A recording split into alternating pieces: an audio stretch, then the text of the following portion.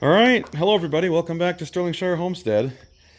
It's been a while, man. So for those of you who are fans of the channel, I know I haven't been posting in a while, but a lot of things have been happening in my life, and it makes more sense to just do things for myself once in a while. So our new project is this thing. I bought a snowmobile trailer and put some 3/4 inch treated decking over the top of it. And I'm building a camper, and these are the walls that I've got up. I just finished putting walls up today. The tools are all put away. Those of you who've watched me on this channel before, framing isn't that incredibly difficult. I think the only thing that was hard here was these weird corner pieces. You see how they're not exactly square, like a square board would come off like this, but it's not. I had to cut in a little bit of an angle to get these to sit the way I wanted. But it ended up being pretty good. I was worried that it wasn't going to be as strong as I thought, but once I got my little top corner brace in here, this piece actually sits pretty strong. The whole thing, I could probably move the whole trailer just by pushing right here, which is pretty crazy when there's no sheeting on it. And this is basically all we've got is 2x3s. So I've got a treated 2x3 bottom plate, and from the back here where the galley's going to go, we've got about a 12-foot space to the center, and on the edge it's about 10 feet. So we're going to end up putting doors in this bay right here and in this one, and then there'll be a separation at this stud for a galley. It's an 8-foot wide galley, and then it'll be the full, I don't know, that's about as high as I can reach, and I'm 6'1", so this is maybe a 7.5 foot tall camper by the time we're said and done. Because it sits on top everything, the interior height's only 65 inches, but that's enough for my wife to stand and for me to stand with my head bowed. So we'll be okay. The whole point of this is to be able to travel cheaply. So the trailer was maybe $800 Facebook special, and I'm maybe in another, I don't know, $300-400 in wood so far. So the only thing I did, I got this on here. You can see these are my supports. I've got a 2x8, some 2x4s running the length, and a 2x6 at the end. So I had something to screw into for those two studs here.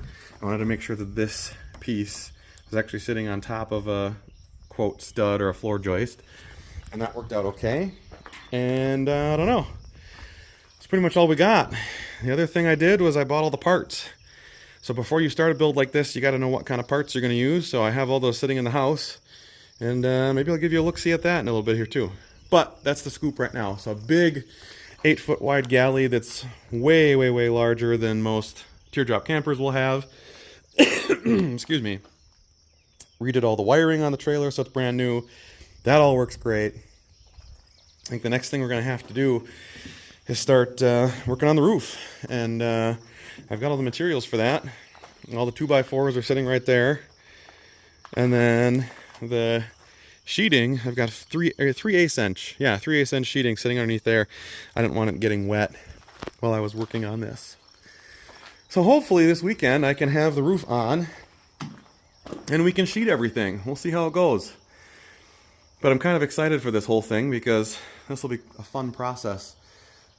Most of this work from this point forward is going to be like from the inside of the camper. So like from here, if we step up into this guy, you see how tall it is.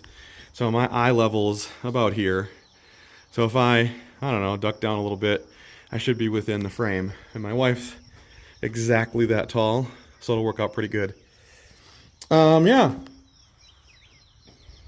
Anyway, hopefully we'll see in a little bit. And now that I'm sitting on the couch, you can see the materials. I've got the door right there. There's actually two of them. There's one behind that. I've got the fan that goes in the roof. I've got 2 hatches that go on the front. There's 2 little windows there, and there's a couple of vents that are going to go in because I want to put an air conditioner in it too. But that's all I got. So, if you like what I do here at Sterlingshire Homestead, keep checking out the page. Thanks for watching, and we'll catch you in the next one. All right, different day, a little more stuff done. The roof is on it now, well, the roof framing anyway.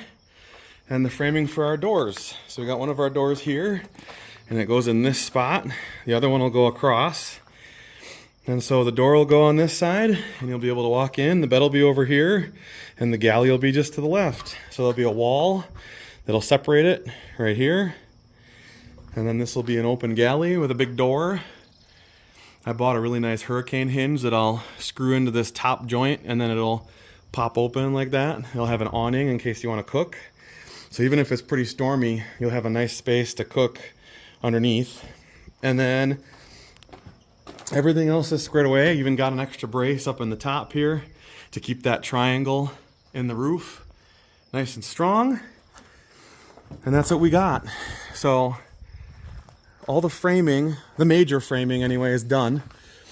I will have to at some point probably come out here with the hatches, because there'll be a hatch that goes in right about here and one on the other side, and that'll be storage underneath the bed. But for the most part, I think we got her.